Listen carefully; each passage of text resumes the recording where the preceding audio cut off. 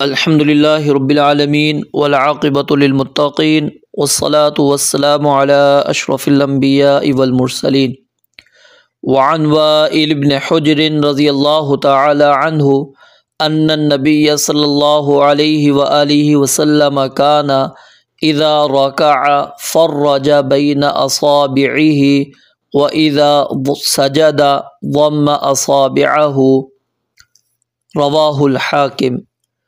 سیدنا وائل بن حجر رضی اللہ تعالیٰ عنہ سے روایت ہے، بیان فرماتے ہیں ان النبی صلی اللہ علیہ وآلہ وسلم، بے شک نبی مکرم صلی اللہ علیہ وآلہ وسلم، کانا تھے، اذا جب، رکع رکوع کرتے، فرج بین اصابعہ تو اپنی انگلیوں کے درمیان کھول دیتے تھے، یعنی انگلیوں کو گھٹنوں پر رکھتے وقت ان کو کھول دیا کرتے تھے۔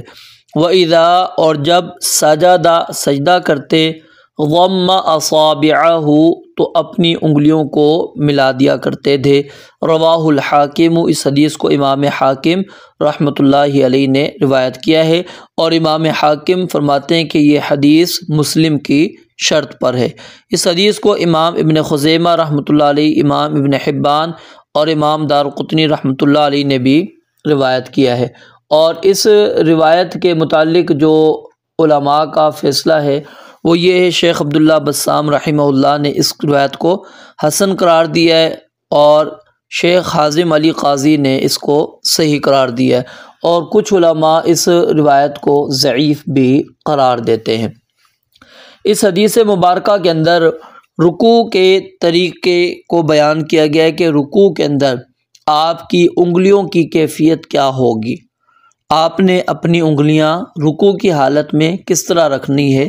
تو اس وقت آپ کی انگلیاں کھلی ہوئی ہوں گی، کیونکہ آدمی اپنی انگلیوں کو گھٹنوں کی ساتھ رکھتا ہے نا، یعنی انگلیوں کے ذریعے سے وہ اپنے گھٹنے کی ہڈی کو مضبوطی سے پکڑتا ہے، تو اس لیے وہاں پر کیا ہے، انگلیاں کھلی ہوں گی، اور سجدے کی حالت کے اندر جو ہے آپس میں ملی ہوئی ہوں گی، اور ملی ہوئی کیوں ہوں گی؟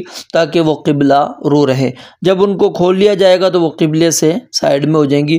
تو اس کیفیت، یہاں پر یہ کیفیت بیان کر دی گئی ہے کہ سجدے کے اندر انگلیاں ملی ہوئی ہوں اور رکوع کی حالت میں انگلیاں کھلی ہوئی ہوں۔